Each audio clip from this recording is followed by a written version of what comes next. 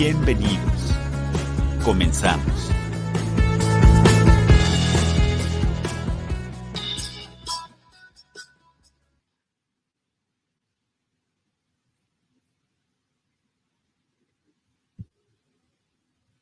¿Qué tal? Muy buenas tardes. Soy la doctora Gloria López Navarrete, jefa del Departamento de Seguimiento Pediátrico. Es un placer enorme estar aquí el día de hoy en nombre de la Dirección General y la Dirección de Educación del Instituto. Les doy la más cordial bienvenida a todos ustedes a este webinar que hemos titulado La estela de COVID-19 en la atención a la salud infantil. En la primera parte de la contingencia sanitaria por el COVID-19, en todo el mundo se hablaba de la poca afectación de la enfermedad en el grupo pediátrico, enfocándose fundamentalmente a los aspectos biológicos de esta. Sin embargo, a lo largo de la pandemia ha venido cayendo este mito y hemos podido observar que esa aseveración dista mucho de la realidad y que no solo se ha observado que los niños pueden también enfermar gravemente y morir, además de ser un vehículo de infección, sino que la pandemia nos ha obligado a llevar a cabo cambios drásticos en la atención a la salud en todos los niveles y a toda la población. Los profesionales debieron establecer nuevas prácticas y circuitos de atención en atención primaria de manera improvisada por falta de pautas actualizadas y los medios de protección adecuados, evaluando riesgos y beneficios prácticamente sobre la marcha. Y bueno, la interrupción en los servicios básicos de la salud, de apoyo social y el aumento de las tasas de pobreza representaron para los niños, uno de los grupos más vulnerables, la mayor amenaza, dejando una estela importante que afecta todos los aspectos de su vida, su alimentación y cualquier aspecto en su condición biológica, en su familia, en su educación, en sus oportunidades de desarrollo futuro. En este webinar presentaremos algunos datos que reflejan parte de estas afectaciones a los niños que nacieron en medio de esta circunstancia y las afectaciones y adecuaciones que se han tenido que realizar en la atención de los niños en seguimiento pediátrico. Primero que nada, antes de comenzar, es importante que dé algunos anuncios. No es necesario que pasen lista en el chat, ya que su asistencia quedará registrada en el sistema, pero el chat está abierto y libre para que nos escriban de qué lugares nos acompañan y para que hagan sus preguntas y comentarios que atenderemos al terminar la participación de nuestros ponentes. En segundo lugar, si llegara a interrumpirse la señal, pueden oprimir el botón en la parte superior de la pantalla para actualizarla. Y bueno, sin más preámbulo, me permito presentar a la doctora Gabriela Arreola Ramírez. Ella es pediatra neonatóloga adscrita al Departamento de Seguimiento Pediátrico del INPER, que nos hablará del seguimiento de resultados de RT-PCR y anticuerpos en lactantes con exposición temprana al SARS-CoV-2.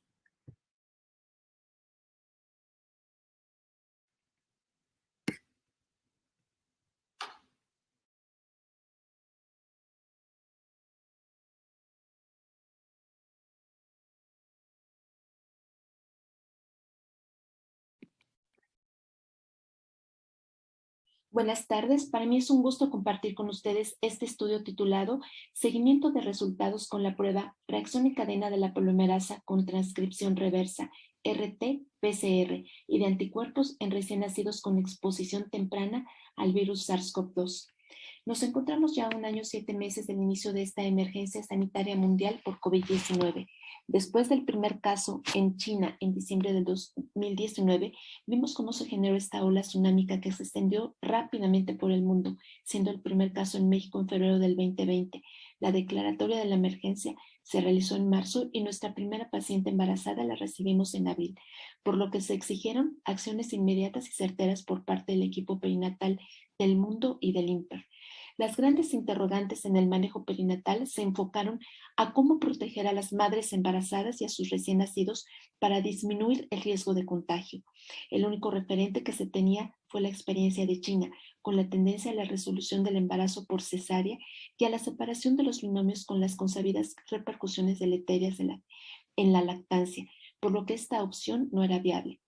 En contraste, prontamente surgió la postura a este respecto por parte de la Organización Mundial para la Salud, así que balanceando los beneficios que eran mucho mayores que los riesgos y en base a la poca evidencia disponible, la Organización Mundial para la Salud recomendó continuar con el contacto precoz, el alojamiento conjunto, el amamantamiento directo y continuar con los cuidados del programa canguro en las unidades de cuidados neonatales. Obviamente, todo esto acompañado del protocolo de protección con mascarillas e higiene de manos.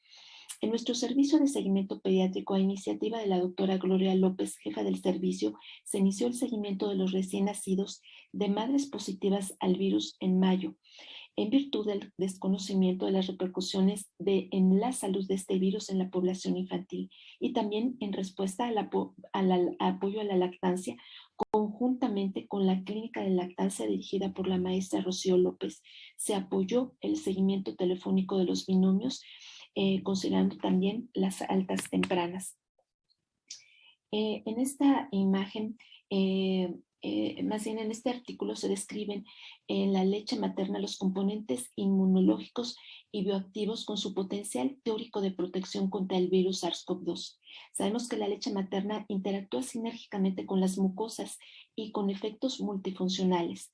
La leche materna tiene actividad antimicrobiana, antiinflamatoria y también capacidad de reparación de tejidos. Por mencionar algunos componentes, está la lactoferrina, las citocinas, los oligosacáridos, las proteínas y péptidos antimicrobianos que potencialmente actúan en la fase invasiva y replicatoria, en la fase de daño epitelial, en la cascada inflamatoria, en la fase de hipercoagulación y en el daño a órganos múltiples, de tal manera que en el hiperconscientes de los beneficios de la lactancia se siguieron las recomendaciones de la Organización Mundial para la Salud. En estas fechas ya surgían reportes de series de casos que habían evaluado la presencia del virus detectada por PCR en leche materna de madres positivas. En este cuadro se muestran los reportes de casos con metodologías no rigurosas y con resultados inconsistentes, excepto el de la doctora Grob, que fue publicado en la revista Lancet, que demuestra 4 de 7 muestras consecutivas la presencia del virus detectado por PCR de una madre positiva con su recién nacido positivo. Por estas fechas también ya surgían los reportes científicos de que en la población adulta se estaba detectando la persistencia del virus o de su material genético por tiempos prolongados de más de 3 semanas en los hisopados nasofaringios. Ahora bien, como parte de la estrategia de detección y de manejo perinatal para las madres embarazadas, en el INPER se realizó el tamizaje universal. De esta manera se identificaron los casos positivos en las madres, así como en sus recién nacidos. En esta imagen se muestra el comportamiento de la epidemia en el INPER del mes de abril a diciembre, mostrando en las barras azules la incidencia por 10,000 habitantes. En este lapso se encontraron 1,880 madres, de las cuales el 30% tuvieron una prueba positiva para el virus y de las cuales solamente el 2,7% fueron sintomáticas.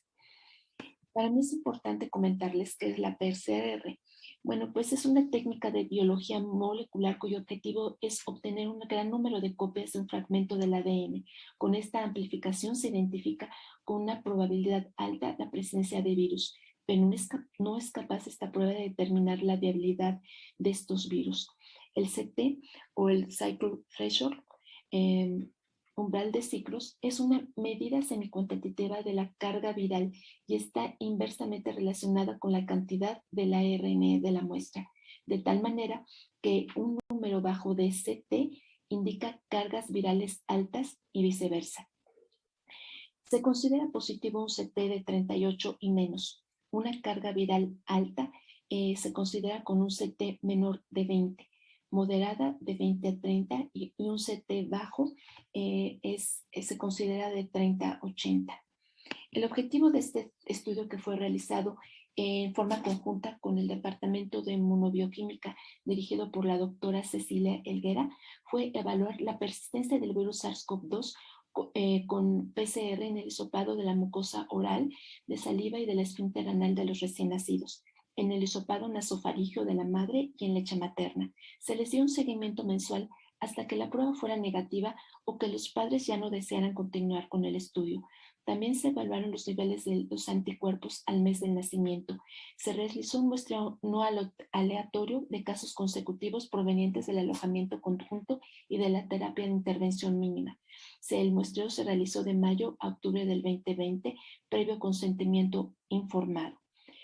En este estudio se incluyeron 50 binomios que, de acuerdo al resultado de la PCR de la madre al momento de la resolución del embarazo y de los recién nacidos muestreados dentro de las primeras 48 horas, estos 50 binomios se agruparon en 3 grupos para su análisis.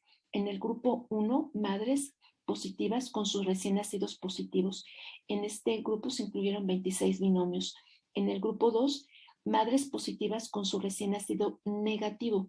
En este grupo se incluyeron 21 binomios y en el grupo 3, madres negativas con sus recién nacidos positivos, y aquí se incluyeron 3 binomios. Con respecto a las características de las madres, los 3 diagnósticos principales fueron obesidad, sobrepeso y patología tiroidea, con porcentajes similares entre el 30 al 32%. En el cuarto lugar se encontró la edad materna de riesgo, y solo 18% de estas madres fueron sanas, entre comillas, dado que eran positivas a la prueba COVID. No hubo diferencias significativas entre los grupos. La vía de solución del embarazo fue en el 76% cesárea y predominó el sexo masculino. Con respecto a los recién nacidos, 41 fueron de término y 9 prematuros tardíos. No hubo diferencias significativas entre los grupos en relación a la edad gestacional, peso, longitud supina y perímetro cefálico. Con respecto a la morbilidad de los recién nacidos, 12% tuvieron retardo en el crecimiento intrauterino peso bajo, 10% con hiperbilirrubinemia y 68% de los recién nacidos fueron sanos, excepto por ser positivos a la prueba, quitando al grupo 2, es decir, el grupo de los amarillos. En esta imagen se pueden ver los valores basales de la carga viral o SOT en las madres, así como en sus recién nacidos en los 3 grupos. Vemos cómo predominó en los 3 grupos la carga viral baja y solamente un 12% con carga viral alta o moderada. Con respecto al seguimiento al primero y segundo mes en la leche materna, se detectó que 14 muestras, es decir, el 28%, persistían positivas al primer mes y al segundo mes 5, es decir, el 10%, destacando las cargas virales que en el 100% fueron bajas. Con respecto al hisopado nasofaríngeo en las madres, 19, es decir, 38% persistieron positivas al primer mes, y de estas 3% persistieron positivas al segundo mes. Como ustedes pueden ver, el 72% de estas cargas virales fueron bajas, 3 altas y 3 moderadas. Y en el hisopado nasofaríngeo de los recién nacidos, en el seguimiento, 13 persistieron positivos al primer mes y 4 al segundo. Y con respecto al hisopado rectal, 14 persistieron positivos al primer mes y 5 al segundo. Y con respecto a las cargas virales, como ustedes pueden observar, predominan las cargas virales bajas. Cabe destacar que solo 2 recién nacidos tuvieron síntomas al primer mes, uno con fiebre y el segundo con un cuadro de rinitis y fiebre. Con respecto a los valores de los anticuerpos al mes de vida, podemos ver que el 90% fueron negativos y solo 5 casos se reportaron positivos con valores arriba de 1.4. Sin embargo, pues como ustedes pueden ver, no son tan altos. Estos 5 casos correspondieron uno a un recién nacido con una carga viral alta, uno moderada y 2 bajas, y un caso correspondiente a una transmisión perinatal. Lo que se sabe de los anticuerpos es que no siempre que se ha tenido un curso de una infección asintomática se pueden generar anticuerpos protectores. Poco se sabe de la duración de estos anticuerpos y su efectividad sabemos que los realmente útiles son los anticuerpos neutralizantes. Lo anterior lleva a ser más proactivos con la vacunación de las madres embarazadas y a proporcionar leche materna. Como conclusión de este estudio, podemos decir que se demostró la presencia del virus en leche materna por tiempo mayor a lo reportado por otros estudios, con cargas virales bajas en el 100% de los casos, que se demostró la persistencia del virus en el hisopado nasofaringeo de las madres y en los recién nacidos de la mucosa oral, saliva y el esfínter anal. En todos se demostró que las cargas virales eran predominantemente bajas. Con respecto a esto, podemos decir que ya se ha reportado por otros autores que la persistencia del virus por PCR no proporciona información sobre la viabilidad o la infectividad del virus, que se necesita la persistencia documentada del virus replicativo en cultivos celulares y la infectividad demostrada en modelos animales para poder ahora sí decir que hablar del potencial infeccioso de estas partículas, que hasta el momento no se ha demostrado, por lo que podemos seguir con las recomendaciones seguras de la Organización Mundial para la Salud. Y bueno, hasta aquí finaliza mi presentación. Agradezco su atención y estoy atenta a sus comentarios y preguntas. Gracias.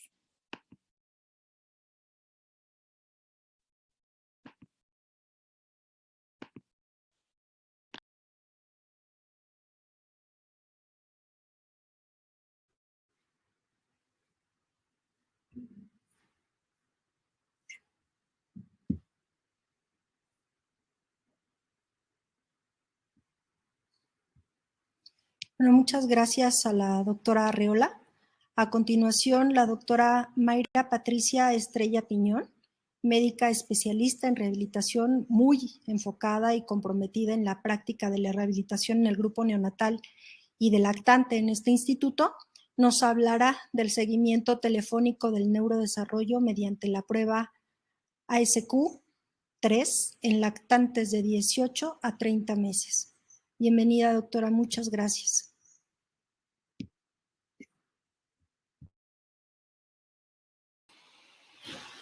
¿Cómo están? Les saludo el día de hoy. Gracias por inscribirse. Tuvimos una muy buena afluencia a este webinar para ya poner respuestas a las interrogantes que hemos tenido a lo largo de toda esta contingencia sobre cuál ha sido el desarrollo o el impacto que ha tenido el COVID-19 desde las diferentes áreas.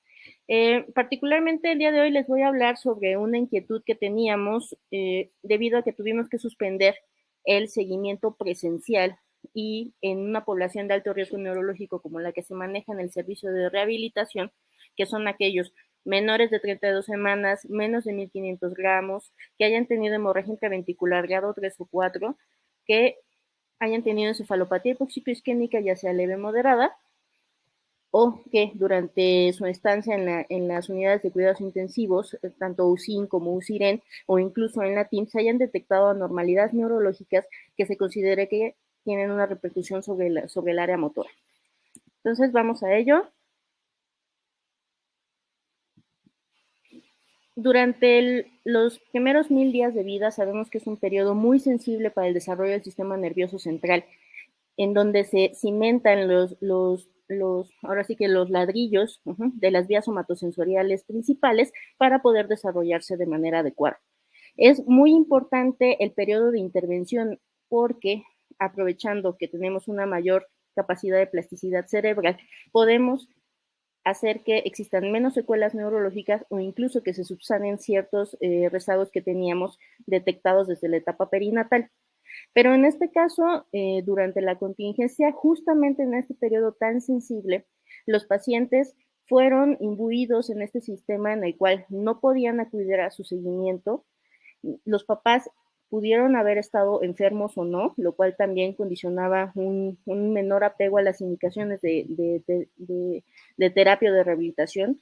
Aquellos pacientes que fueron referidos a centros de rehabilitación también vieron que su seguimiento fue suspendido y quedaron mucho tiempo en el aire. Entonces, a partir de agosto de este año, nos preguntamos qué es lo que pasaba justamente cuando la población de 18 a 30 meses, o que cumplía de 18 a 30 meses en el 2020 y que no pudo acudir de manera presencial, si estaba sometida al COVID-19, si se estaba acumulando algún dato de retraso, ¿no? De retraso de riesgo neuromotor. Entonces, planteamos ciertos objetivos, queríamos evaluar cómo iba el neurodesarrollo, pero teníamos que hacerlo a distancia de una manera objetiva y fiable para identificar cuál era la proporción de afectación por la contingencia por COVID-19 y para poder detectar cuál era el grupo de edad más afectado, el área que requería de intervención inmediata y o seguimiento. Para ello, diseñamos un estudio observacional de tipo descriptivo, fue de acuerdo a la temporalidad, fue transversal y de fuentes mixtas, ya que los datos los obtuvimos tanto del expediente electrónico como de las llamadas que realizamos con el consentimiento previo del cuidador primario. Utilizamos para la aplicación un instrumento que sirve para el tamizaje del desarrollo neuromotor que se conoce como ASQ3, que ya está validado en su tercera versión en el español. Hicimos algunas adaptaciones para la realización por vía telefónica y más o menos el tiempo de aplicación fue de 15 minutos. ¿En qué consiste este cuestionario? Aquí solamente les muestro una área, pero evalúa el área de comunicación, el área motora gruesa, motora fina, la parte de resolución de problemas y la parte socioindividual. Pueden ver aquí en el ejemplo que les pongo de motora gruesa, cada área son 6 preguntas. Si contestan afirmativamente a las 6, se acumula un total de 60 puntos. En el caso de que contesten a veces, se suma 5 puntos. Y si contestan que todavía no, se suma al final 0 puntos. Esta es una herramienta muy noble, ya que nos permite identificar áreas que están por debajo de lo esperado, de las expectativas esperadas para el desarrollo, a un área gris, en las cuales se detectan las áreas que apenas pasa por encima de las expectativas, o el área blanca, que son aquellos pacientes que no requieren ningún seguimiento, que su desarrollo incluso se encuentra por encima de las expectativas para el desarrollo.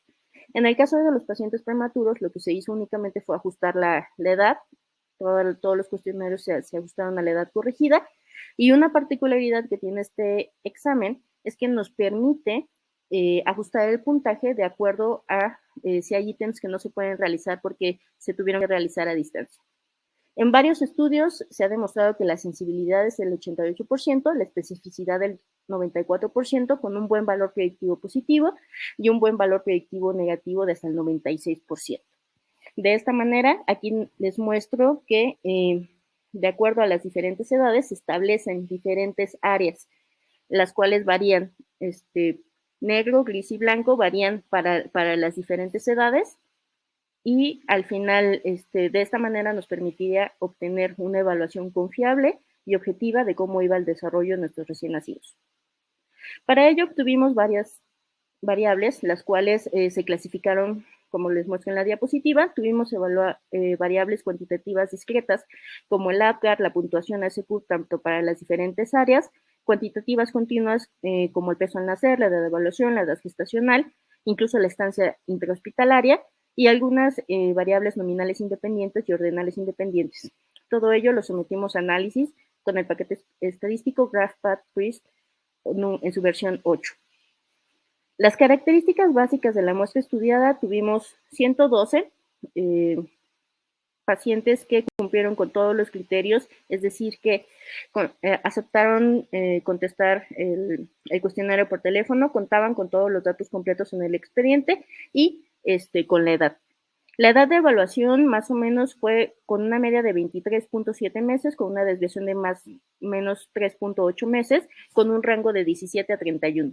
La edad gestacional promedio la media fue de 31.6 semanas, con un rango de 26 a 40.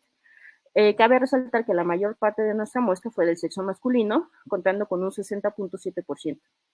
El peso al nacer tuvo una media de 1.500 gramos, el APGAR al minuto fue de 5.5 y el APGAR a los 5 minutos tuvo una media de 7.9 con un rango de 4 a 9. Se sabe que la estancia intrahospitalaria es uno de los enlaces que más repercuten sobre el desarrollo neurológico. En nuestro caso, la muestra tuvo una media de 59.29 días de estancia, con un rango muy amplio de 1 hasta 165 días.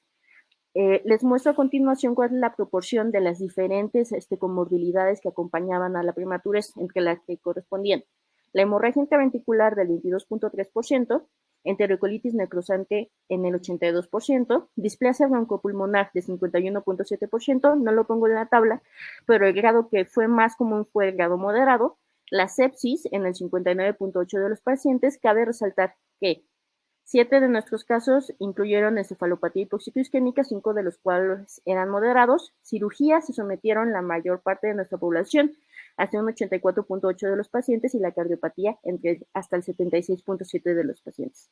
Esto nos confirma que la población que estamos estudiando es una población de alto riesgo neurológico debido a todas las comorbilidades que presentan y por lo tanto requeriría más atención para su seguimiento.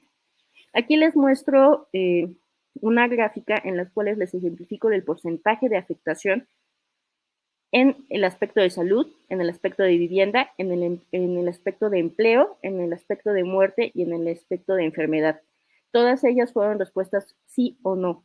Podemos ver que, si bien a pesar de que era una población de alto riesgo, hasta un 50% de nuestros pacientes tuvieron algún enfermo en la familia que era cuidador primario.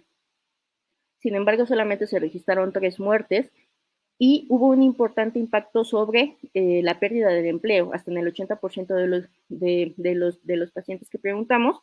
También se modificaron el acceso a la vivienda hasta en un 20% de nuestra población, y el acceso a la salud se vio restringido hasta en un 45%.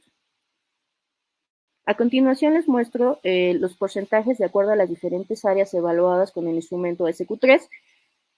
En negro les señalo aquellos que requerían intervención, en gris aquellos que requirieron un seguimiento más intenso, y en blanco aquellos que presentaban un desarrollo adecuado.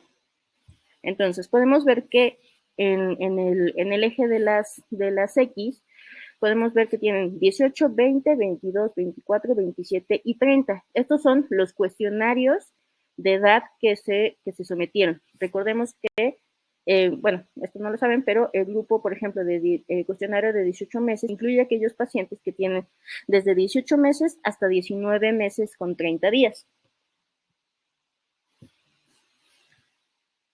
El grupo más afectado para la parte motora gruesa fue el grupo de 2 años de edad, el grupo de 24 meses de edad. Con respecto al área motora fina, vimos mayor heterogeneidad en la muestra y podemos ver afectación prácticamente en la mayoría de los grupos, con excepción del de 27 meses. En el área de resolución de problemas, el grupo con más afectación fue el de 20 meses, con aproximadamente un 25% de la muestra estudiada que tuvo afectación en este rubro. La parte de comunicación también mostró mucha heterogeneidad en los resultados, y los grupos más afectados fueron aquellos de 24 a 30 meses, correspondiéndose con el área subindividual, en la cual se ve afectación desde los 20 meses de edad, siendo el área más afectada el de 24 meses de edad. De esta forma concluimos que a pesar de que esperábamos un gran retraso en el área motora, las áreas más afectadas fueron el área de comunicación, el área de resolución de problemas y el área socioindividual, poniendo en riesgo al grupo muy importante a partir de los 24 meses en adelante. Esta es una población a la cual se le dio seguimiento más estricto y se les agendaron citas presenciales lo más pronto posible. Les agradezco mucho su atención y recuerden que las preguntas las pueden poner en el chat para contestarlas al final.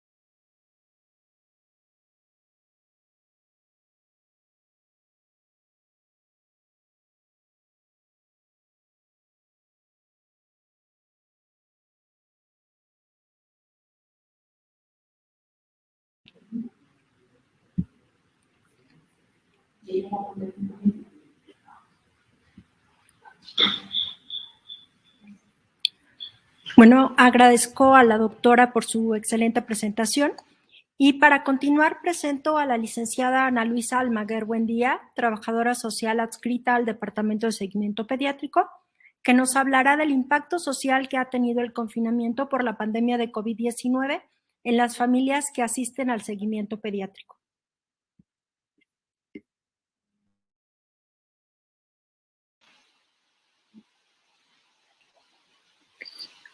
Hola, ¿qué tal? Buen día.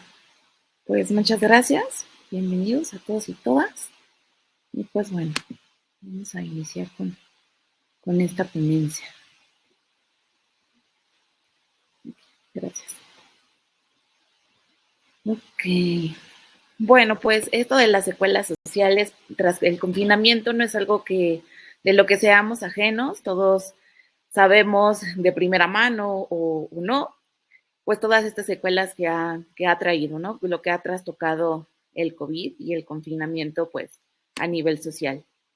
Pues bien, el Coneval a mediados de mayo, junio, dijo que México enfrentaba la contingencia en condiciones de vulnerabilidad porque había alta prevalencia de diabetes y enfermedades cardiovasculares, precariedad laboral, problemas de acceso al agua y hacinamiento, así como múltiples brechas de acceso a los derechos sociales, salud, alimentación, educación y vivienda. Esta crisis afectaría principalmente a los grupos de población más vulnerables y podría llegar a revertir los avances en materia de desarrollo social. Pues bueno, creo que todo esto se cumplió. Esta cuestión de que ha trastocado el COVID, en efecto, ha vulnerado el acceso a los derechos de todas y todos, específicamente pues de aquellas personas que ya tenían una condición mucho más compleja socialmente hablando.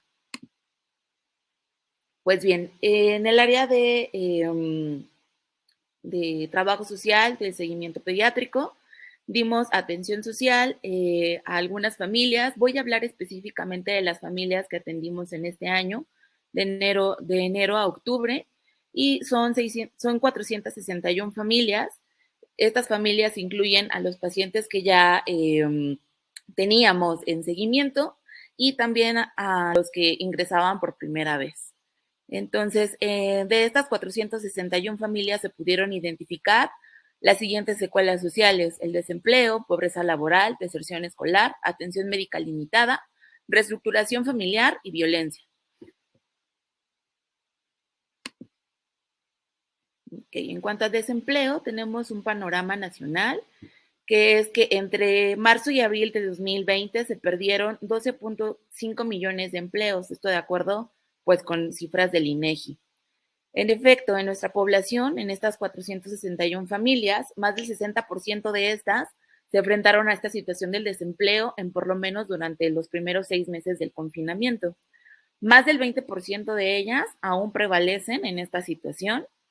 El 10% han subsistido con algún apoyo gubernamental, alguna pensión con la que ya contaban previo a la contingencia. Es decir, estas familias ya estaban en una situación de subsistencia mucho antes de que la contingencia estuviera. Posterior a la contingencia, pues esto se agudizó aún más, teniendo niveles altos de estrés que jamás las familias o estos proveedores económicos refieren que jamás habían experimentado tanto estrés como en esta ocasión, que les había tocado vivir pues esta cuestión del desempleo y pues obviamente no había opciones, ¿no?, de poderse emplear. Para ello, muchas familias, el 43% de estos proveedores económicos, comenzaron a autoemplearse, realizando algunas cuestiones como venta de alimentos directamente a domicilio y algunos servicios de limpieza. Estas alternativas de solución, algunas familias las siguen teniendo, puesto que no han encontrado otra fuente de ingresos. En cuanto a la pobreza laboral que identificamos, tenemos el panorama nacional, que es que más del 44.5% de la población que tiene empleo vive en pobreza laboral, es decir, trabaja por menos de lo que cuesta adquirir la canasta básica alimentaria. Una canasta básica alimentaria en promedio cuesta 1,212 pesos al mes. En el caso de nuestras familias en seguimiento, pues tenemos que 8 familias que buscaban tener pues mejores oportunidades laborales para así poder dar una mejor calidad de vida, La figura paterna, que en general es el proveedor económico, emigró a los Estados Unidos. Esto fue en estos meses, en meses entre mayo y octubre de este año. Y bueno, de estas 8 familias, tenemos que 5 personas se fueron como indocumentados y 3 sí tuvieron una estadía, o bueno, aún cuentan con una estadía laboral. De estas 3 familias, bueno, de estos 3 proveedores económicos que cuentan con una estadía laboral, se encuentran trabajando como jornaleros en Estados Unidos. Y pues bueno, se encuentran enviando dinero a sus familias. Y pues bueno, este dinero no siempre es suficiente, porque de estas familias también se encuentran algunas que están resolviendo deudas económicas que se fueron acumulando a lo largo de la contingencia. Estas personas que están en Estados Unidos son dentro de estas familias que se encuentran solventando esas deudas. Bien, poco más del 60% de las familias que en este momento cuentan con un empleo estable lo vamos a considerar no como aquellas personas que se encuentran integrados a una empresa ni a alguna institución, sino más bien que con la actividad económica que están realizando tienen un ingreso continuo. Entonces a eso le vamos a llamar estable. Ganan entre 1 y 2 salarios mínimos mensuales, aproximadamente esto es entre 4,000 y 8,000 pesos mexicanos. Entonces, en promedio, las familias que asisten a seguimiento pediátrico se encuentran conformadas por 4 integrantes aproximadamente. Entonces, entre estos 8,000 pesos entre 4 integrantes, da a unos 71 pesos aproximadamente al día para cubrir necesidades básicas. Yo me pregunto y les pregunto, ¿no? 71 pesos, ¿para qué nos alcanza? ¿Ustedes qué ocupan o en qué emplean esos 71 pesos? Yo, por ejemplo, esos 71 pesos ni siquiera cubren lo que yo gasto diario para acudir al empleo. Y entonces, bueno, 71 pesos para solventar gastos de alimentación, gastos de escuela, gastos de vivienda, pues es como bastante limitado. Esto obviamente hemos observado que ha limitado la parte de la satisfacción alimentaria en algunas familias y pues se encuentran viviendo plenamente en subsistencia. De estas 461 familias, tenemos 23 que se encuentran resolviendo deudas económicas que rebasan hasta 4 veces el ingreso mensual que en este momento tienen. Entonces, pues está siendo bastante complejo que puedan resolver estas deudas y pues obviamente sus necesidades básicas inmediatas. Estas deudas se han ido acumulando desde satisfacer estas necesidades, pero también, bueno, la más básica que es la cuestión de la alimentación, que es a lo que nos referían, pero también la parte de los gastos médicos. En los gastos médicos también tuvieron que solventar, era un gasto muy importante, y pues ahí también se fueron haciendo de una deuda importante. En cuanto a la deserción escolar, nuestro panorama nacional dice que tenemos 5.2 millones de niños, adolescentes y jóvenes entre los 3 y 29 años de edad que no se inscribieron al ciclo escolar 2021 por motivos económicos y por causa de la COVID. En efecto, nuestra mayor parte de la población de seguimiento pediátrico son niños que están en edad escolar, algunos, y otros son lactantes, pero sin embargo, tienen hermanos y hermanas, ¿no? Entonces, lo que llamó aquí la atención fue que en 5 familias se detectó que 6 integrantes adolescentes entre 14 y 17 años de edad dejaron la escuela, todas ellas mujeres. Esto, pues obviamente, esta limitación la llevó a cabo el recurso económico. El recurso económico era insuficiente en estas familias para seguir solventando la cuestión escolar. Si bien es cierto que algunas familias cuentan con acceso a la tecnología, esta no siempre es la más adecuada, no siempre es la que va a satisfacer las necesidades de todos los grados de educación. Y en este rango, pues nos dimos cuenta que estas chicas pues se quedaron justamente sin acudir a la escuela, por esto, por no tener acceso a una tecnología mucho más avanzada que les permitiera seguir tomando clases pues a distancia. De estas 6 chicas, 4 ya comenzaron a emplearse y bueno, pues las otras 2 continúan en casa haciendo labores de cuidado, apoyando labores de cuidado con los hermanos menores. Esta parte es muy importante resaltarla, la cuestión de la deserción escolar, porque pues propicia la desigualdad de oportunidades, específicamente en estas mujeres, pues se perpetúa esta parte de los estereotipos de género, aumenta la posibilidad de que estas mujeres se embaracen en la adolescencia, de que comiencen a vivir en pareja a temprana edad, de que se viva o puedan experimentar situaciones de violencia intrafamiliar y pues bueno, que algunas tengan trabajo infantil, como ya lo vimos, 4 ya están empleadas y están empleadas bajo, pues obviamente, condiciones laborales pues súper precarias, ¿no? Al ser menores de edad. En cuanto a la atención médica limitada, nuestro panorama nacional nos dice que desde que comenzó la pandemia, los servicios de salud de rutina fueron reorganizados o interrumpidos y muchos dejaron de brindar atención a las personas en tratamiento con enfermedades crónico-degenerativas.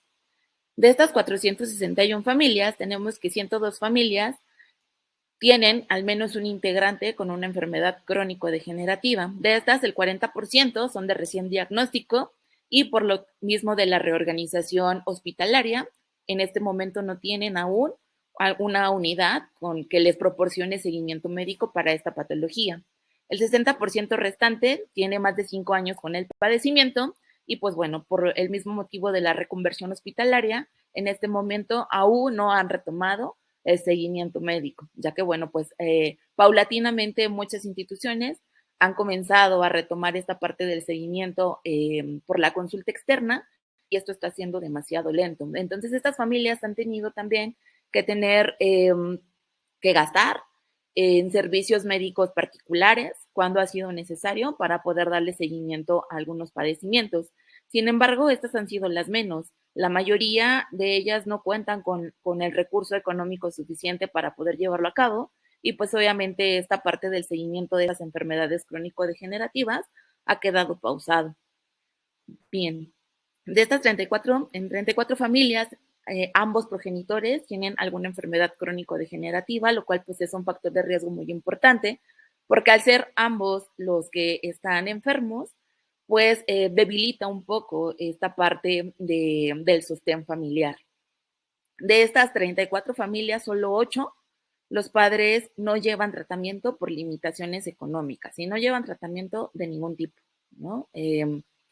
29 familias enfrentan enfermedades de alto costo con una inversión mensual en medicamentos aproximadamente de 2,000 pesos y esto a veces es por arriba de estos 2,000 pesos y pues bueno, esto lo han llevado o lo han solventado con deudas. En cuanto a la reestructuración familiar, lo agregamos o más bien lo determinamos en 3 categorías, por agregación, disgregación y muerte. Aunque en disgregación podría caber la de muerte, pero quisimos dejar ese apartado por la peculiaridad que se tiene en este momento en cuanto a esta reestructuración familiar. Esta secuela es muy importante por la cuestión de que muchas familias, por la limitación económica, por la falta de empleo o por el desempleo, tuvieron que reintegrarse a las familias de origen, ya sea materna o paterna, y esto, pues bueno, aumentó pues la cuestión del hacinamiento.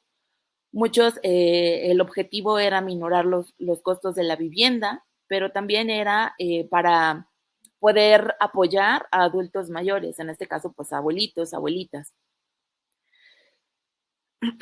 Después de lo que tentativamente era una medida temporal, pues bueno, tiene más de un año que no han podido algunas familias regresar a vivir de manera independiente y lo ven como muy, muy lejano. En la cuestión de disgregación, tenemos 35 familias en donde los padres se separaron durante esta contingencia. Es necesario identificar que cada una de estas secuelas de las que hemos venido mencionando, pues tienen un impacto emocional bien importante para cada uno de los integrantes. Y esto se ha visto en los niveles de estrés tan elevados que se han manejado, que cada una de las personas ha identificado y ha vivido, y esto pues también ha llevado a tener diversos conflictos o a que se manifiesten conflictos que ya se venían gestando antes y pues a detonarse situaciones como la separación. En solo 13 de estas 35 familias, ambos padres forman parte de la vida de sus hijos, es decir, que ambos, a pesar de que están separados, continúan comunicados, continúan aportando económicamente y continúan siendo parte activa en la cuestión de la crianza de estos hijos. El resto, pues no. Los padres, específicamente los hombres, son los que abandonaron el núcleo familiar y pues no se encuentran contemplados dentro de este. 22 familias, tenemos estas 461 familias, 22 en donde el 50% la figura materna funge como proveedor y cuidador primario. El otro 50% es apoyado pues por sus redes de apoyo, ya sean abuelos, tíos, incluso amigos. En esta parte de la reestructuración familiar en cuanto a muerte, tenemos que 6 familias hubo fallecimiento de mamá o papá, 3 fallecieron por COVID, 2 familias, las otras 3 se dieron por una enfermedad crónico-degenerativa, complicaciones, y 2 por violencia. Hubo 2 familias en donde el paciente falleció. Este también es un dato muy importante. En seguimiento pediátrico tenemos un protocolo de cuidados paliativos y es determinante hacer mención de estas familias donde nuestro paciente falleció porque el tipo de duelo que están manejando tras el confinamiento es un duelo distinto, ¿no? A cuando están acompañados. Entonces, esta parte viene no tener el acompañamiento como habitualmente se tiene o se está acostumbrado, ya sea por cultura o por costumbres, pues sí limita el manejo adecuado de la pérdida. Tenemos que el 40% de todas nuestras familias en seguimiento experimentó al menos la pérdida de un familiar cercano. Entonces, estamos hablando de que la mayor parte de estas familias ha venido o está viviendo duelos por muerte. Pero si a eso le agregamos otros tipos de duelo que también están viviendo, pues se agudizan más la situación social que están viviendo estas familias. Bien, en cuanto a la violencia que se detectó, nuestro panorama dice que en México, durante la contingencia, se registró un aumento del 7.7% en los feminicidios entre enero y junio del 2020, así como las llamadas al 911 relacionadas con violencia contra las mujeres aumentaron un 73% en relación al 2019. Todo esto pues con datos del 2020. Y sí, en efecto, durante nuestro abordaje social nos dimos cuenta que esta parte de la violencia se agudizó mucho durante esta época del confinamiento. Estuvimos atendiendo a por lo menos 2 casos de violencia a la semana, o sea, 104 familias aproximadamente. Esto pues es un dato alarmante y complejo porque obviamente nuestros niños, nuestros adolescentes están viviendo en estas familias en violencia. Solo 5% de estas familias tienen cuenta con un proceso legal y solo el 3% de estas familias buscó atención psicológica. El resto, pues, no. Tenemos a 4 mujeres que son sobrevivientes de feminicidio. 3 de ellas son madres de nuestros pacientes y una de ellas una hermana adolescente de uno de nuestros pacientes. Tenemos también, dentro de esta parte de la violencia, un embarazo adolescente, producto de violencia sexual. Ella es madre de de 2 gemelos que tenemos en seguimiento. Ella afortunadamente en este momento cuenta con una atención psicológica y ha tenido un proceso legal que, bueno, pues de alguna manera han sido un aliciente para continuar con esta parte de retomar su vida. 2 adolescentes hermanas de nuestros pacientes con intento suicidio tras ser víctimas de violencia sexual. Solo una de ellas continúa con atención médica y psicológica. Pareciera que estos porcentajes no son tan elevados o no son tan importantes, pero es bien necesario comenzar a identificar que todos los días vivimos en Vivimos en contextos de violencia muy importantes que hemos normalizado a lo largo de toda la vida, y eso ha hecho que de repente muchas familias no identifiquen o no logren identificar estas situaciones. Entonces, bien, para concluir, tenemos esta sección que hemos llamado conclusiones y recomendaciones.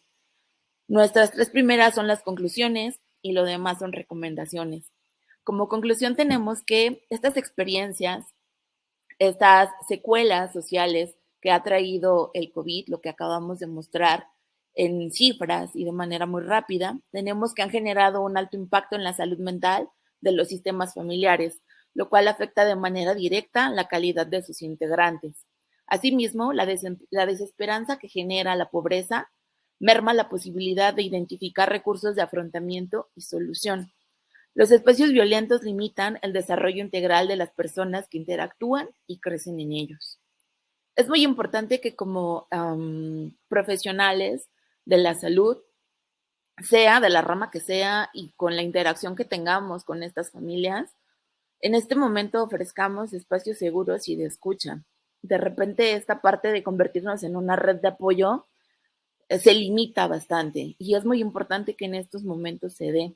El confinamiento ha mostrado una cara importante de una cara de la realidad social en la que nos encontramos, y es necesario que las personas que están inmersas en situaciones violentas específicamente encuentren en nosotros una situación, una red de apoyo, y esto haga que pues puedan encontrar los recursos suficientes para poder afrontar de una manera más adecuada pues esta situación. Es importante reforzar en nuestra intervención profesional desde la empatía, evitando mirar al otro desde mis privilegios. Apoyar a estas familias para que identifiquen recursos con los que cuentan para así mejorar o modificar su realidad. Es importante brindar información, alternativas sólidas y actualizadas en torno a la crianza positiva y a la importancia del apego seguro. Desnormalicemos la violencia comenzando desde lo individual y trasladándolo a lo profesional. Es sumamente necesario que echemos una mirada, ¿no?, al interior como profesionales.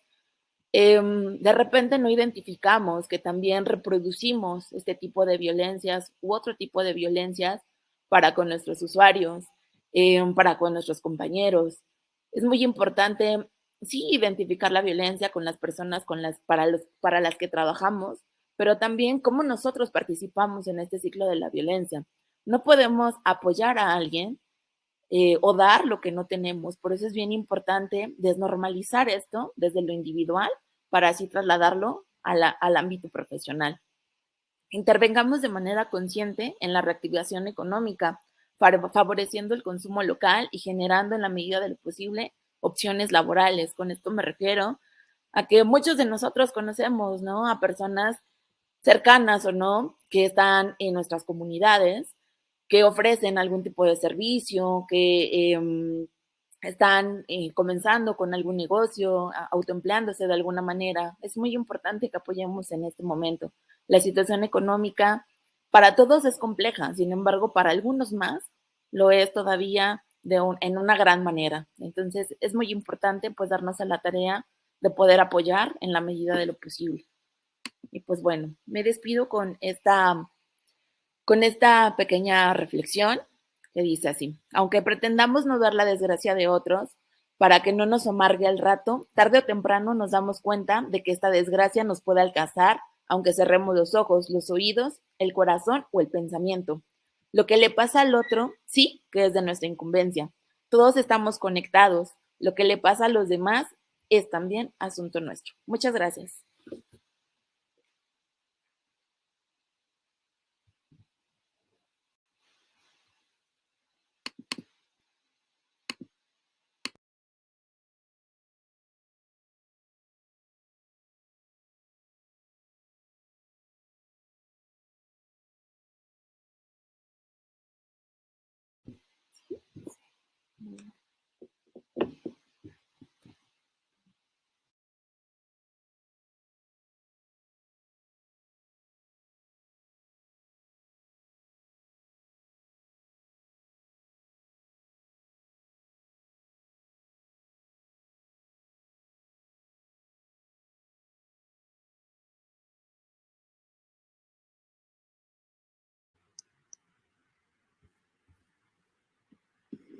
¿Sí me escuchan?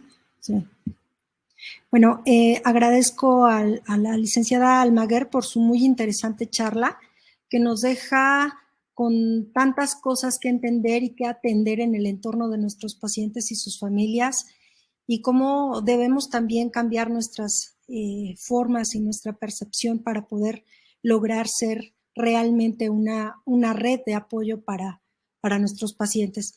Y bueno, vamos a discutir de esto un poco más adelante. Para seguir con nuestro programa, tengo el gusto de presentar a la licenciada María Alma Ramírez Maya. Ella es nutrióloga adscrita a Seguimiento Pediátrico, quien nos hablará de las prácticas de inicio de la alimentación complementaria en lactantes en el contexto de la pandemia.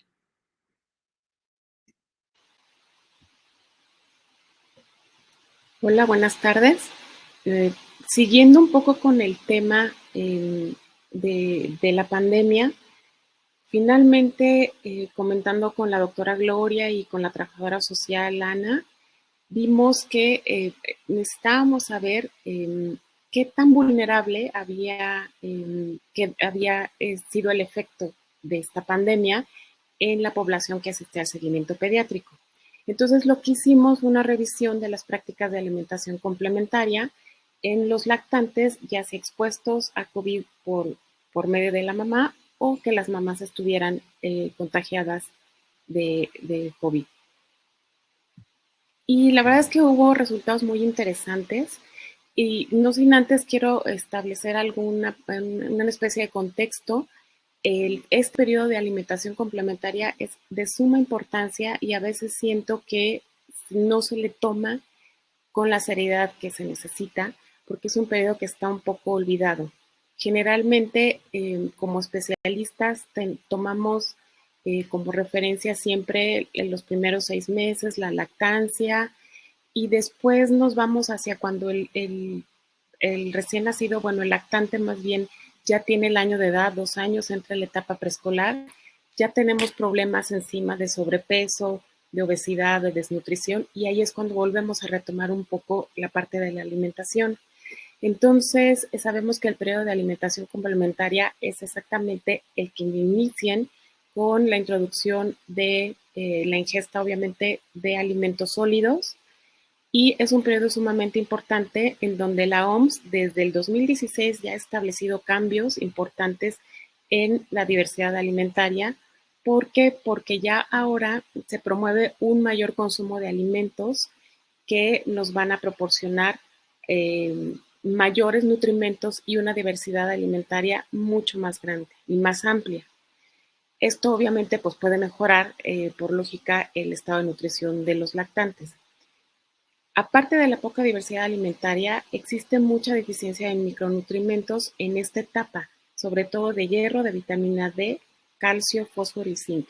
Y tenemos que tomar en cuenta que estos micronutrimentos son básicos para el desarrollo neurológico y en un adecuado crecimiento. Y no estamos teniendo una alimentación en este aspecto con estos micronutrimentos que se cubra por completo. Los patrones de alimentación complementaria en México y en otros países no están siendo a la altura de las recomendaciones actuales. Se dice que solo el 28% de los niños entre 6 y 2 años alrededor del mundo logran una mínima diversidad en la dieta.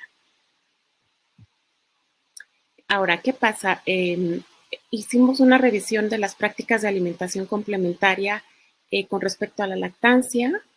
Vimos que sí hubo limitación, obviamente, en la práctica de la lactancia materna, sobre todo por la parte de la separación de la mamá, por problemas de salud, si es que estaba hospitalizada, obviamente no podía dar pecho al bebé. Había muchísimo miedo a la transmisión del virus. Últimamente ya ha habido muchos estudios, no están todos publicados, pero sí ya se sabe que la leche materna sí aporta, por decirlo así, inmunoglobulinas IgG y IgA para poder proteger al bebé de cualquier tipo de virus. Entonces, sí hubo limitación en lactancia materna Y en cuanto a alimentación complementaria, hubo dos aspectos importantes. Por un lado, hubo sobrealimentación por confinamiento, obviamente, y esto se vio más como en la etapa preescolar y escolar, ya que los niños estaban más grandes. Hubo una sobrealimentación aunado a falta de actividad física y el sedentarismo. Eso hizo que hubiera muchos casos de sobrepeso y obesidad, pero también polarizando esta parte, hubo insuficiencia alimentaria, obviamente por lo que comentaba la licenciada Ana, la trabajadora social, pues por la crisis económica. Sí hubo mucha limitante en cuanto a la adquisición adecuada de los alimentos. Pero nada más rápidamente, viendo el contexto a nivel mundial, no estábamos tan alejados del resto del mundo. Aquí en México, aquí pongo por continentes, por ejemplo, en África, allá hay estudios en donde dicen que durante la pandemia sí hubo muchas mamás que no alimentaron al seno materno por temor al riesgo de infección. Ahí característicamente hubo mucha resistencia a adquirir alimentos de origen animal por el consumo, asociaban más que nada el consumo de carne con que estuviera contaminada con el virus, y también de frutas y verduras, porque decían que los murciélagos, que eran los que se alimentaban de frutas o de verduras, a su vez iban y contaminaban, ¿no?, esa parte de alimentos. Entonces, sí hubo mucha disminución ahí de ese grupo de alimentos. Aumentaron otras que aumentan el sistema inmune, como el limón, la cebolla, el ajo y el jengibre, y también hubo un aumento en los costos de algunos alimentos. Había mucha demanda y entonces ahí se aprovechaba y se incrementaba el costo. En Europa, fíjense que aquí el 70% de los encuestados utilizaron como fuente de información especialistas y las aplicaciones. El 70% de las encuestas, de los encuestados, sí asistían o de alguna manera tuvieron información del pediatra, del especialista. Y el 87.7% creyó que la pandemia por COVID-19 no había impactado en la alimentación complementaria de sus hijos. Y en Asia, por otra parte, también mostraron la mayoría de los estudios que el impacto socioeconómico no afectó directamente las prácticas de alimentación complementaria. Y también hubo inseguridad alimentaria. Ahora, nosotros aquí en el instituto, ¿qué buscamos? Viendo todo este panorama mundial y viendo el panorama económico en nuestras familias, buscamos revisar cómo estaba la alimentación complementaria en los niños que asistían al seguimiento pediátrico, para describir la situación, si había deficiencias o excesos, y determinar si la pandemia había impactado de alguna manera dichas prácticas. Y miren, aquí les presento una manera resumida los resultados. Lo hicimos por medio de encuesta, el estudio. Logramos obtener 115 familias expuestas al SARS-CoV-2. Hicimos entrevista vía telefónica o si no, cuando asistían a consulta. El nivel socioeconómico principalmente fue bajo en su mayoría, y los lactantes hubo nacidos a término y también tuvimos uno que otro prematuro.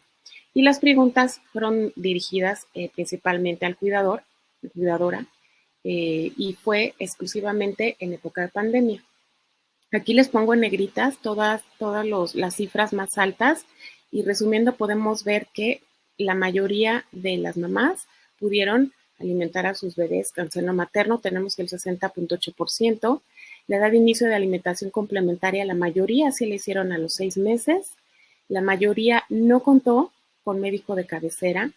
Y esto fue algo muy particular porque en pandemia o no, generalmente no asisten a médico de cabecera, y generalmente no asisten y se les pregunta por qué no asisten, y es por falta de recursos económicos.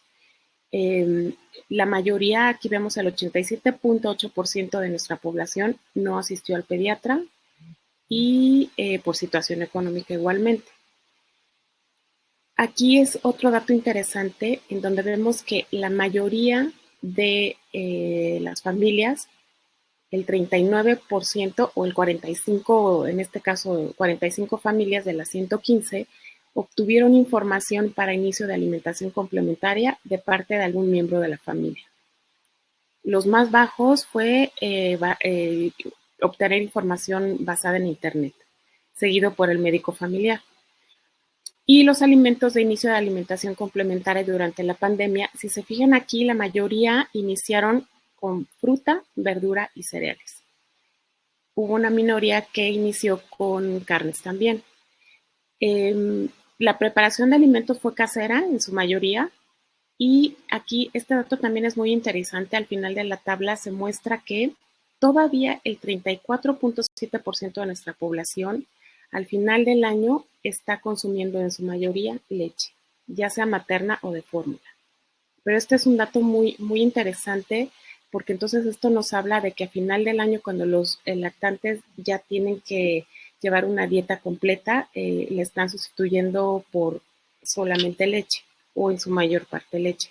Y esto nos habla ya de una carencia de nutrimentos muy importante al final del año.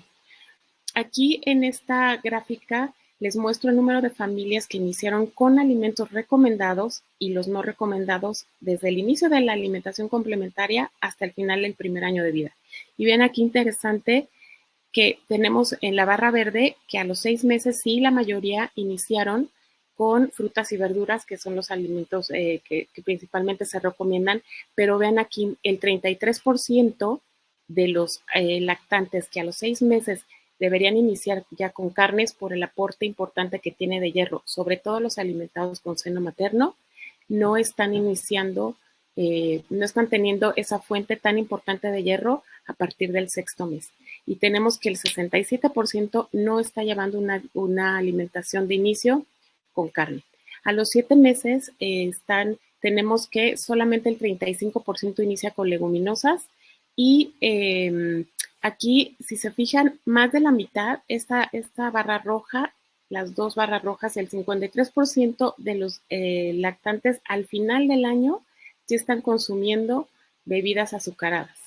Antes ya, inclusive del primer año, así bebidas y alimentos como galletas y panes.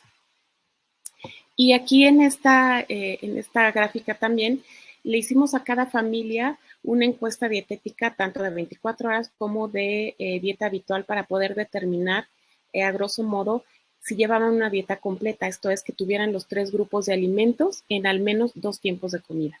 Y aquí si se fijan, la mayoría, el 76.5%, no obtuvo una dieta completa, si era una dieta monótona o le faltaba algún grupo de alimento. Y si se dan cuenta aquí, el 46% lo puso en rojo, 46 de estas familias, la asesoría fue por parte de un familiar. Y la parte que sí obtuvo una dieta completa, en donde se incluyen los 3 grupos de alimentos, fue el 23.4% nada más, y la mayoría fueron asesorados por un especialista. Y en esta gráfica les muestro que si se fijan en las primeras 3 barras, el inicio de la alimentación complementaria para la mayoría de las mamás fue estresante y confusa. Aquí podemos contar casi un 60% de mamás que dijeron que para ellas la alimentación complementaria fue confusa y fue estresante, y solamente un 33% la percibió de una manera agradable. La mayoría de las mamás se les preguntó qué dudas tenían de la alimentación complementaria, y la mayoría, y eso fue muy recurrente, nos dijeron que tenían muchas dudas de porciones de alimentos y qué variedad podían aportar a los lactantes. Y por último, la pregunta que coincide mucho con lo que pasa en la población, con lo que ha sucedido en la población en el resto del mundo, las mamás del seguimiento sienten que la pandemia como tal no impactó el método de alimentar a sus hijos. Lo que yo noté fue que principalmente podía haber carencia de alimentos, pero como para los papás o para los hermanos mayores, pero al lactante sí trataban de darle lo que tenían en ese momento o lo que los asesoraban. Bueno, ¿qué concluimos? El tipo de lactancia que prevaleció durante la pandemia fue leche materna. La mayoría de los lactantes sí iniciaron al 6º mes como es recomendado. Las familias no asistieron a revisión con pediatra particular, independientemente, esto sí, de la pandemia, y principalmente fue por falta de recursos económicos, pero también tenemos una gran parte de población que dice que solo va cuando lo necesita porque se enferma el paciente. El 33% solamente de nuestra población inició su alimentación complementaria con consumo completo de alimentos recomendados. Esto es fruta, verdura y carne desde el primer mes. Un alto porcentaje, el 68%, ya consume bebidas y alimentos con azúcar añadida antes de finalizar su primer año de vida. Y si se fijan aquí, solo 2 de cada 10 lactantes llegan al final de su primer año con una dieta diversa. Esto es incluyendo los 3 grupos de alimentos. La mayoría de las mamás de familia llevan a cabo una práctica de alimentación complementaria estresante y confusa. Y las mamás que asisten al seguimiento sintieron que la pandemia no había afectado a el método de alimentación de sus hijos. Y ya por último, para reflexionar, pudimos observar con nuestros resultados que las recomendaciones por parte del equipo de salud no están siendo suficientes para poder transformar estas prácticas de alimentación. Aún existe mucha información y mensajes polarizados por parte de los médicos especialistas, y la verdad es que los especialistas somos los que de alguna u otra manera tenemos el primer contacto con esa familia. Y entonces aquí es bien importante sí empezar a poder dar una información un poco más homogénea con respecto a la alimentación. Las prácticas de alimentación complementaria, al menos en nuestra población de estudio, no recayeron ni en la insuficiencia de alimentos, ni en el confinamiento en pandemia, ni en la economía y ni siquiera en la asistencia no al especialista, sino que saben que la verdad es que la mayoría se vieron influidas por la intervención de la familia, que limitan o promueven la introducción de alimentos recomendados para la edad. La verdad es que aquí interfieren muchísimo miedos, estigmas, costumbres, mitos de la familia. La verdad es que la familia tiene una carga muy importante en el tipo de alimentación que se está dando en nuestros pacientes. Y esto último entonces nos hace pensar y entender el por qué quizás a pesar del paso del tiempo y de las recomendaciones dadas en general, estas no están logrando tener el éxito deseado para lograr establecer hábitos saludables desde el inicio de la infancia. Entonces, a pesar de que no se oye muy alentador este aspecto, yo creo que lo importante es seguir insistiendo en la educación y en el asesoramiento en temas de alimentación, tanto a los cuidadores como a los especialistas, y sobre todo sobre el uso de alimentos localmente disponibles, bajo cualquier contexto, bajo carencia económica, bajo enfermedades, bajo cualquier contexto. Es muy importante seguir dando educación y asesoramiento. Es prioritario el manejo de las intervenciones de apoyo en materia de alimentación complementaria, ya que, como les menciono antes, es un periodo muy poco atendido y finalmente es la base para poder establecer hábitos sólidos en un futuro. Y generalmente damos asesoría de lactancia y, como les decía, de ahí brincamos hasta la edad preescolar. Entonces, lo que pasa aquí es que los hábitos ya están formados y es obviamente cuando nos encontramos ya con excesos y deficiencias. Y hay que recordar que en materia de salud, lo importante, más que la atención, es la prevención. Muchas gracias.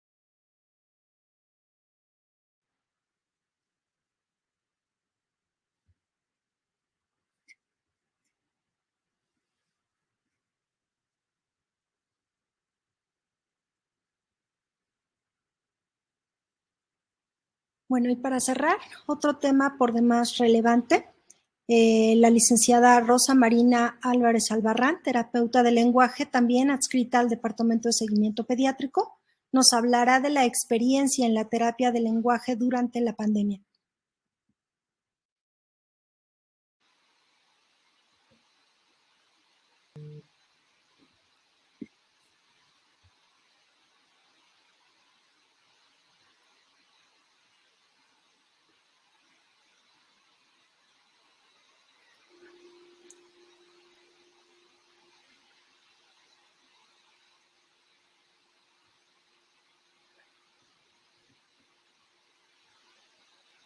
Hola, buenas tardes a todos.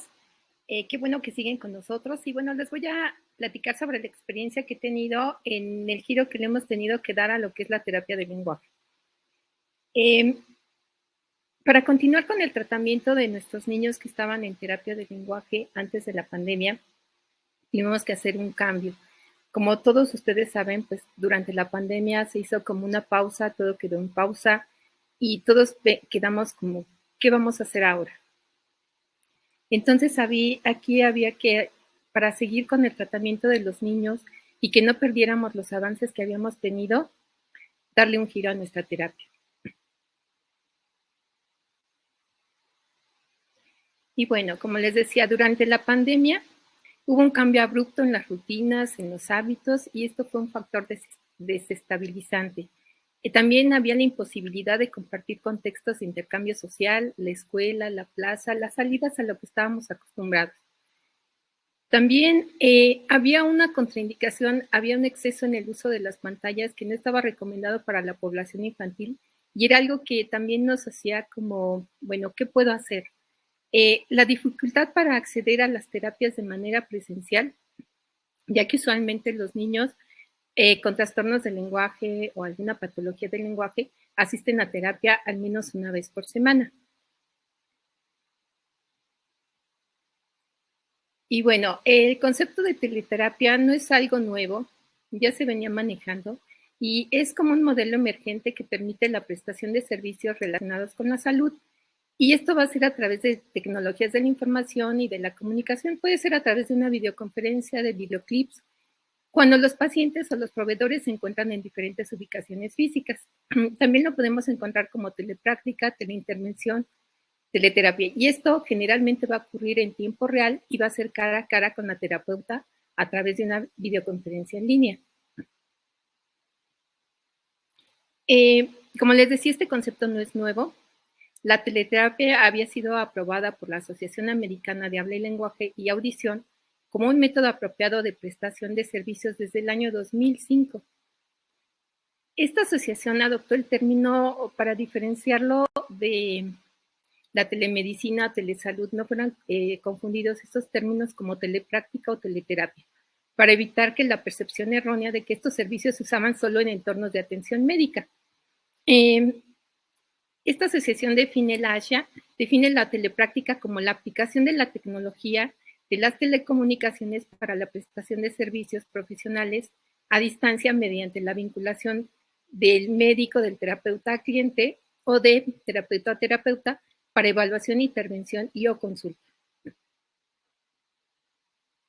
Bueno, de hecho, esto se hizo retomamos esta parte de la teleterapia que inclusive el Consejo de Terapeutas de Logopedas de Murcia emitieron una guía de teleasistencia de logopedia COVID-19.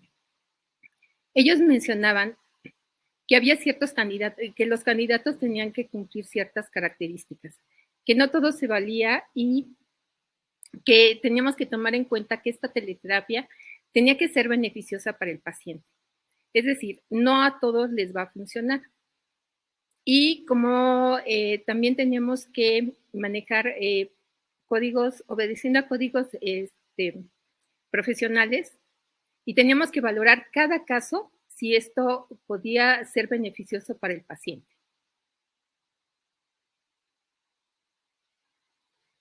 Ahora, otra parte también, si la persona que nos iba a apoyar también nos sabía manejar las tecnologías y podía ayudarnos. También este manual menciona que hay para algunos candidatos, mencionan algunos diagnósticos en los que se puede utilizar, como son trastornos de los sonidos del habla, la tartamudez, trastornos de la voz, dificultades de aprendizaje, alteraciones en el lenguaje oral y escrito, trastornos del espectro autista y afasias. Pero no todos los casos aquí nombrados cumplirían siempre los criterios. Habría que valorarlo. Y también podría haber algunas patologías que no fueran mencionadas aquí y que podrían tenerse en cuenta.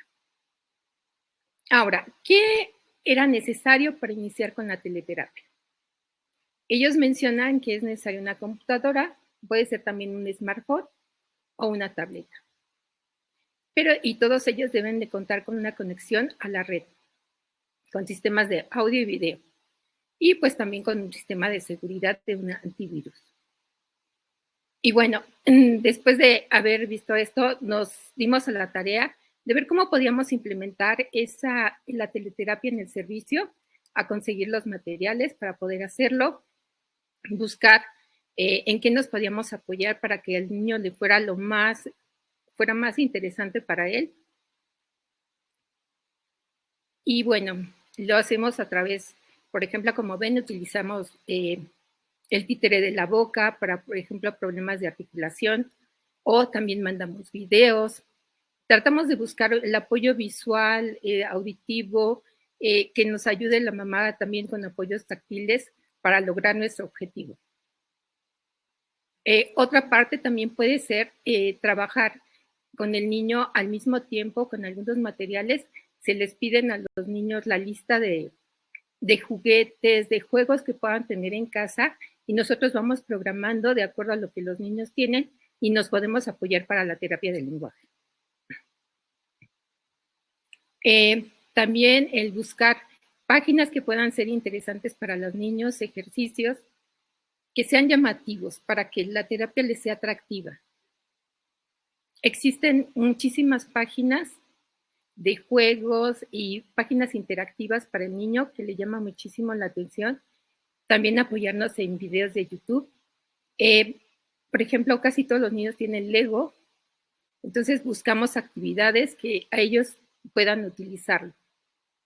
O también con libros digitalizados. Bueno, durante este tiempo hemos, a casi un año, hemos atendido a un total de pacientes de 37, de los cuales 9 se dieron de baja, 49 han sido subsecuentes, 17 han sido subsecuentes, 4 se encuentran en proceso de alta y hay nuevos ingresos que han sido 7. Bueno, el número de sesiones que se han dado hay pacientes que han tenido de 30 a 40 sesiones. Estos son los niños que ingresaron en noviembre y los que tienen menos son los que son de nuevo ingreso. También ha habido niños que han faltado, que tienen inasistencias. Y bueno, en las causas que se han detectado de las bajas, como ya mucho ha sido la económica. También ha habido problemas de conectividad y daño en el equipo. También problemas de salud que han tenido los padres o algún familiar. Y bueno, ¿qué se hizo? Se valoraron a los niños con el SELF-2 y SELF-5. Entonces, lo que hicimos fue, se valoran varios aspectos del lenguaje, por ejemplo, en el SELF-2, conceptos básicos, estructura de palabras, conceptos de siguiendo direcciones, vocabulario expresivo, estructura de oraciones y clases de palabras. Esos son algunos de los aspectos que se valoraron. Y a continuación les muestro unas gráficas de los avances que han tenido los niños. Lo que esto nos permite, esta prueba, es ir graficando y podemos visualizar los avances. ¿Sí? Aquí tenemos otro niño. Igual podemos ir visualizando los avances. Aquí nos incluyó la valoración fonológica, la pragmática, porque es algo más cualitativo. En los niños mayores de 6 años se utilizó el SELF-5. También se valora lo que es comprensión de frases, conceptos lingüísticos, morfosintaxis, palabras relacionadas, ejecución de indicaciones, elaboración de frases, repetición de frases, comprensión oral de texto. ¿Sí? Igual se grafican los resultados y esto nos permite ir viendo algunos avances. Sí, hubo niños que tuvieron avances, hubo niños que quedaron más o menos igual y esto tiene que ver mucho con la asistencia. A través de esto ya han salido varios estudios en relación a lo que es la teleterapia. Sí, hay estudios de descripción general de las actividades de telesalud en habla y lenguaje, la telepráctica, telesalud de patología del habla y del lenguaje, uso de la telesalud en patología del habla y el lenguaje, La eficacia de la intervención de habla y lenguaje prestada por Telesalud para niños en edad de escuela primaria y perspectivas de la familia hacia el uso de la telesalud en intervención temprana. Bueno, en base a estos estudios, muchos concluían que había ventajas y desventajas sobre la teleterapia. Una de las ventajas era que no se perdían los avances que se habían logrado hasta el momento y se daba continuidad a los procesos terapéuticos. Los niños participaban en actividades en tiempo real que proporcionan interacciones divertidas para ellos y también la teleterapia reducía las faltas a las sesiones debido a diversos motivos, pero sobre todo también a enfermedades o falta de dinero. También que se podía usar para superar algunas barreras de acceso a los servicios causadas por la distancia, por la falta de disponibilidad del especialista o la movilidad disminuida del paciente. También permite aplicar los objetivos en el día a día usando los juguetes y materiales que están en casa, que el niño tiene en casa. Y se les permite aprovechar cada interacción diaria para promover el lenguaje. También otra ventaja era cuando los pacientes asistían a terapia, se utilizaban los juguetes del consultorio, pero también esto se les enseñaba cómo podían utilizar sus juguetes de casa, que era una parte que les preocupaba a los papás. Los padres se involucran más y aprenden estrategias comunicativas dentro del entorno del hogar. El objetivo final era mejorar las habilidades del lenguaje en los contextos habituales del paciente, casa, escuela, parque, tienda, en cada uno de los contextos. Y había desventajas. Es necesario evaluar si es un método efectivo para cada persona según sus características individuales, ya que no todos los pacientes pueden ser beneficiados.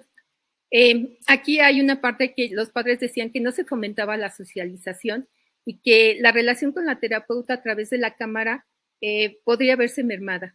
Sí, porque algunos niños requieren el cara a cara y que había un acceso limitado a los materiales porque no podían tener los materiales que se utilizaban en terapia. No reemplaza en igual medida la atención presencial, pero ayuda, porque sí falta el contacto persona a persona y las fallas de internet a las que se nos daban. Bueno, como conclusión, la situación actual nos ha marcado la necesidad de poner en práctica formatos de intervención que den vía de salida a intervenciones en niños con trastornos del lenguaje, como es el caso en nuestro contexto. Esta pregunta me pareció interesante, la encontré en un artículo. La urgencia por realizar la telepráctica es una situación que se origina a raíz del COVID-19.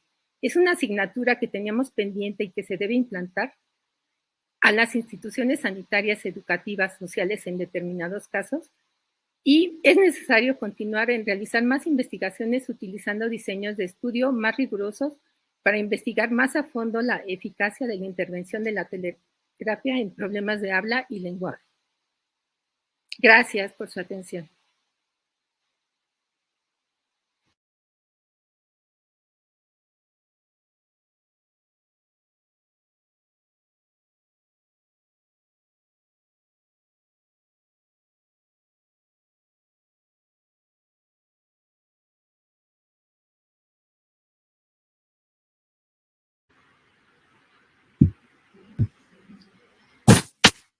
Bueno, pues muchas gracias por continuar aquí con nosotros. Estamos viendo en el chat que nos visitan de diferentes estados de la República y de países como Perú y Chile. Muchas gracias por estar con nosotros. Y bueno, vamos a dar paso. Creo que tenemos el espacio ya un poquito apretado, pero esperamos a nuestras ponentes para iniciar. Presentarles algunas de las preguntas que ustedes han plasmado en el chat.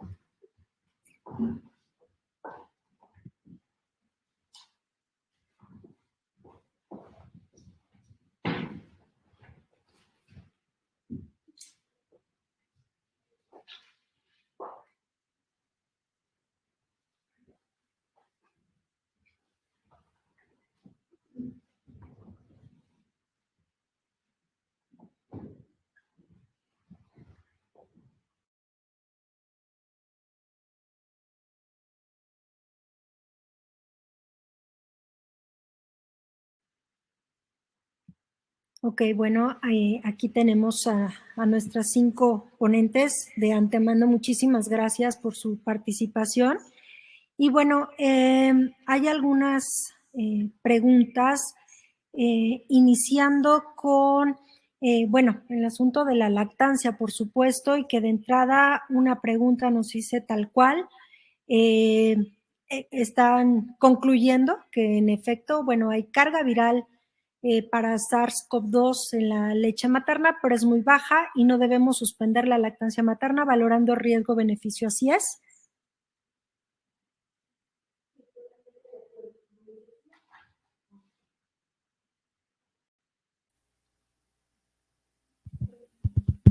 ¿Se escucha?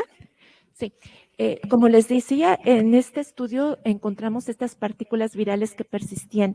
Sin embargo, la prueba PCR, como les reitero, no es una prueba que permita identificar viabilidad ni infectividad.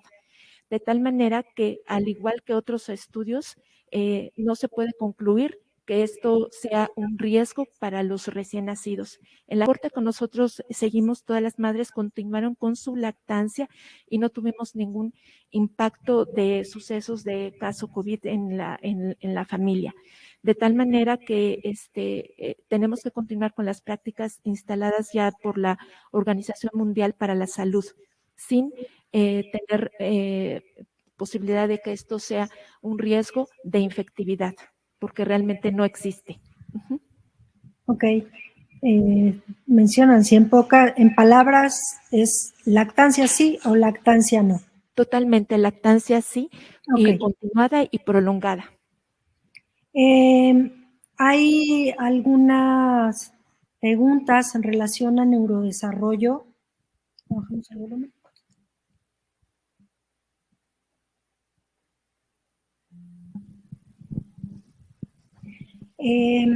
¿Hay alguna diferencia en cuanto a la cuestión del neurodesarrollo en mamás portadoras de COVID en comparación a mamás sanas? Creo que eso todavía por ahí lo tenemos pendiente, la doctora Estrella. No hay diferencias estadísticamente significativas entre los grupos, por eso fue un dato que no se incluyó. Parecería que hasta el momento tendríamos que incrementar la muestra o incluso modificar el tipo de estudio que realizamos para poder captar los desenlaces de manera más efectiva en este punto. Pero no hubo diferencias en nuestra muestra. Ok, y bueno, sobre el seguimiento de neurodesarrollo, preguntan si se ha considerado hacer una comparación entre los datos de la evaluación telefónica con lo observado en las consultas presenciales. Esto debido a que en ocasiones las familias pueden interpretar que el niño es capaz de realizar algunas acciones que según los criterios de evaluación pues no están totalmente adquiridas. Una de las ventajas de este estudio es que está diseñada específicamente para los padres. De hecho, de manera continua, es un cuestionario que se le da al papá para que lo responda y aún así ha demostrado tener altos niveles de sensibilidad y especificidad. Ahora,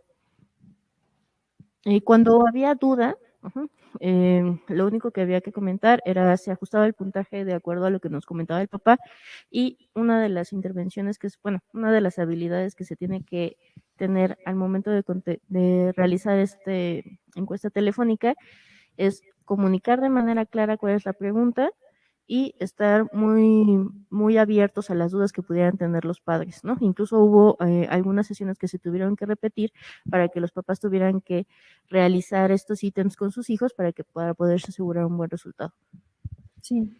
Preguntan también en relación a cómo se llevó el acompañamiento en el rezago del neurodesarrollo en algunos de los casos en que se identificó alguna alteración. El seguimiento se hizo por videollamada en algunas ocasiones. Cuando ya tuvimos luz verde para podernos reactivar de manera presencial, se les daba una cita en ese momento, ¿no? Una vez sacado el puntaje, identificando las áreas de oportunidad, a los pacientes se les citó no máximo a 1 o 2 semanas si tenían la posibilidad de acudir al INPER. De no ser posible, se les hacía un seguimiento por videollamada y empezamos cada semana hasta que pudiéramos resolver el problema o que se haya retomado el seguimiento en el lugar de referencia. Ok. Bueno, nos preguntan básicamente en cuanto a protocolos para derivar casos de violencia a alguna institución, tanto de los que denuncian como de los que no existe algún protocolo o alguna base ya establecida para esto. Pues aquí en el instituto, cuando están en el área de hospitalización, sí, en efecto, se tiene que hacer la notificación médico-legal. Es diferente cuando es por la consulta externa, como es en el caso de seguimiento pediátrico, que acuden las familias a una consulta externa. Y pues bueno, ahí se vincula directamente con algunas asociaciones que les pueden dar el acompañamiento. Es difícil que se pueda llevar a cabo eso cuando detectamos algún caso de violencia, se da la información, el acompañamiento social, pero es complejo que las mamás en este caso pues decidan de manera inmediata interponer algún tipo de denuncia. Recordemos que esta cuestión de la violencia es una práctica normalizada durante mucho tiempo y eso impide de alguna manera que las mujeres decidan poder interponer alguna denuncia. A mí no me ha tocado poder dar un acompañamiento de ese tipo, ya me ha tocado las mamás que ya cuentan con una denuncia previa, pues bueno, se les da el acompañamiento social desde esta parte, ¿no? Del abordaje en seguimiento pediátrico. Con las otras, bueno, se hace esta parte de poder derivarlas a otras instituciones en donde les puedan dar ese acompañamiento. Okay. Bueno, pues hasta aquí dejaremos las preguntas. La verdad es que hay una serie de mensajes, de felicitaciones para nuestras ponentes. Y pues bueno, finalmente creo que todavía hoy en día persisten grandes desafíos, que tenemos todavía mucho por trabajar y por estudiar con estos pequeñitos en el corto, mediano y largo plazo. Y pues que todavía tenemos adelante para poder definir riesgos, consecuencias y obviamente contener en la medida de lo posible estas consecuencias de la pandemia y el confinamiento. Y pues bueno, creo que por hoy lo dejamos hasta aquí. Quisiera agradecer a las ponentes, a la licenciada Almaguer, a la licenciada Álvarez, a la licenciada Ramírez, la doctora Estrella, la doctora Arreola, y pues a todos los que conforman el servicio de seguimiento pediátrico, que han trabajado de una manera muy intensa, pues tratando de recuperar la consulta y tratando de brindar beneficios pues del retorno a la consulta a nuestros pacientes. Muchas gracias a ustedes por su asistencia. Esperamos que la información otorgada les sea de utilidad y esperamos contar con su presencia en los siguientes webinars. Les recordamos que pueden seguirnos en las redes sociales oficiales del INPER, que aparecerán en pantalla en un momento, y donde quedará grabado este webinar de manera permanente. Por ahora es todo y pues bueno, que tengan excelente tarde. Gracias por acompañarnos.